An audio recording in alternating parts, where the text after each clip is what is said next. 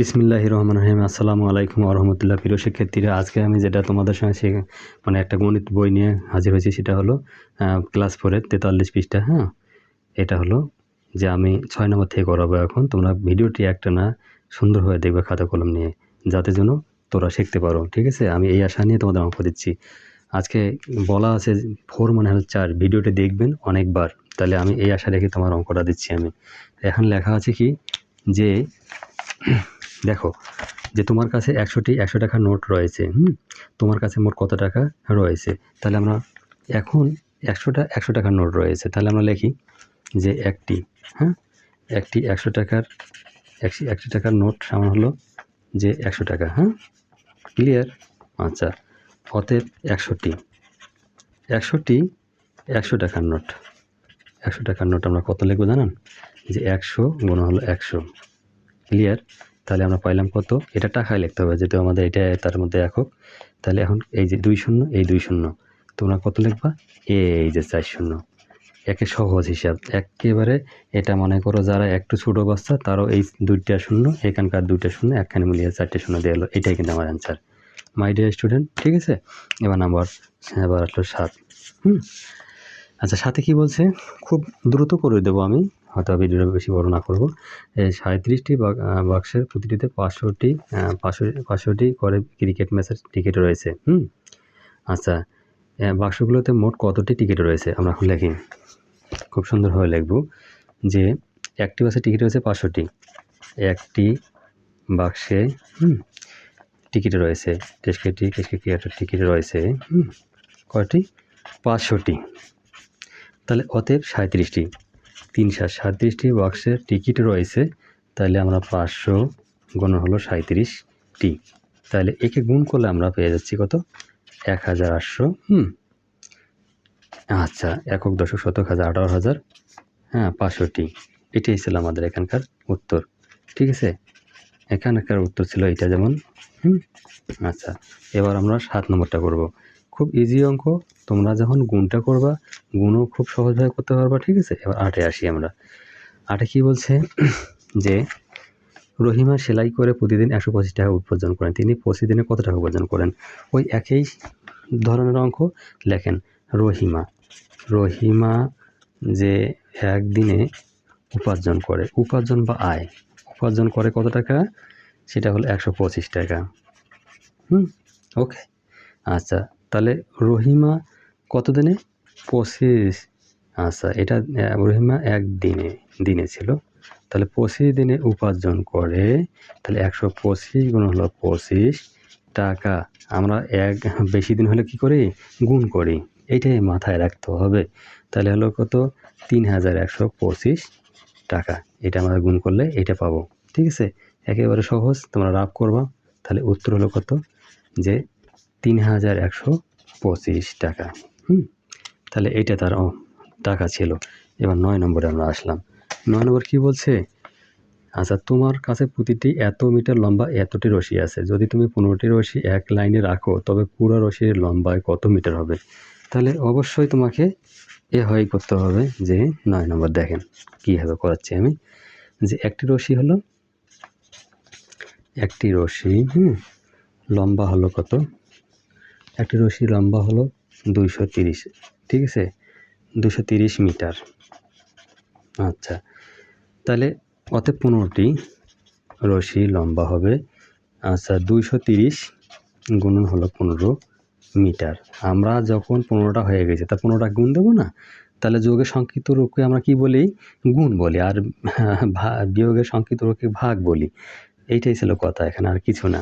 যদি এতটুকু বোঝো, তাহলে অঙ্কটা কিন্তু সহজভাবে বুঝবে তোমরা। আচ্ছা, তাহলে একক দশক 3450 মিটার। আচ্ছা, তাহলে এইটাই হলো উত্তর আমাদের। উত্তর হলো কত? 3450 মিটার। মাই ডিয়ার স্টুডেন্ট, আশা করি তোমরা অঙ্ক খুব ভালোভাবে বোঝার কথা। আচ্ছা, পরেরটা আমরা আসি এখন। আচ্ছা, ঠিক আছে? আমি তোমাদেরকে নতুন বই দেখাচ্ছি, আমার পুরাতন বই ফ্রেশ বইটা তোমাদের ভিডিওতে দেখাচ্ছি। আমার পুরাতন বই দেখে আমি অঙ্ক করতেছি। পুরাতন বই দেখার মতো না, একেবারে ঝাপসা। ঠিক আছে? এখানে তো তোমরা দেখতে পারবা, দেখে আমি দেখাচ্ছি।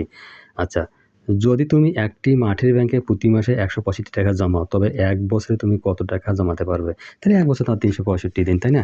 একেবারে এটা মনে করো যে আমে ভাতে, মানে এক কথায় ডালে ভাতে যাকে বলে, আমে ভাত তো বলা যায় না, ডালে ভাত, মানে মুখে দিলেই চলে যাবে। এত সুন্দর অঙ্ক, ঠিক আছে? এখন আমরা জানি, ওই যে আমরা জানি, তোমরা জানো, সে জানে, আমরা জানি 1 বছর সমান হলো 12 মাস। কত সুন্দর অঙ্ক, ঠাস ঠাস। যদি অঙ্ক করতে পারবেন শব্দ হবে ঠাস ঠাস। তাহলে 1 মাসে জমানো হয়। তোরা সাবস্ক্রাইব বেশি করো না, আমার উৎসাহ কমে যায়। তো তোমরা বেশি করে সাবস্ক্রাইব করবা, দেখা মাত্রই, তোরা যারাই ভিডিওটা দেখবা, দেখা মাত্র একটা সাবস্ক্রাইব করবা, দেখবা যে আমার অঙ্ক করার স্পিড মানে কত যে বাড়বে, তো তোরা পরে ভিডিও দেখলে টের পাবা। কারণ কষ্ট করে ভিডিও দেই, তোমরা একটু সাবস্ক্রাইব করে পাশে থাকবা। তাইলে আমি মনে করি যে আমার এত ভালো লাগবে যে অঙ্ক করতে আরও বেশি মজা লাগবে। তাহলে দেখেন এটা গুণ করলে কত আসে? তাহলে 1980 টাকা, ঠিক আছে? 1980 টাকা। তার হাত কখনো থাকবে না ফাঁকা, ঠিক আছে? এইটাই সাধারণত এটা উত্তর, আমরা এইটাই উত্তর আকারে বসিয়ে দিলাম। ক্লিয়ার? যাই হোক, এবার আমরা 10 নম্বর চলে গেছে এবং 11 আর 12 নম্বর 2টা অঙ্ক আমাদের আছে। ইনশাল্লাহ আমরা এখন করব। আচ্ছা, কি বলছে দেখা যাক। আচ্ছা, 11 নম্বর কি বলছে আমরা দেখি। মাই ডিয়ার স্টুডেন্ট, এবার আসেন।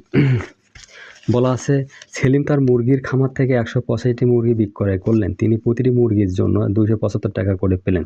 সেলিম মুরগি বিক্রয় করে মোট কত টাকা পেলেন? তোমরা একটা ছোটো রকম এরকম মানে এইরকম মাটির ব্যাংক তোমরা টাকা ঢুকিয়ে থাকবেন, মানে টাকা না ঢুকিয়ে তোমরা এই মাটির ব্যাংকের মতো দিন দিন ছোটো ছোটো রান্নাগুলো অঙ্ক করতেই থাকবেন, দেখবেন 30 দিনে কত অঙ্ক শিখছেন। এটা মাটির ব্যাংকের সঙ্গে তোমার তুলনা করলাম আমি অঙ্কটাকে।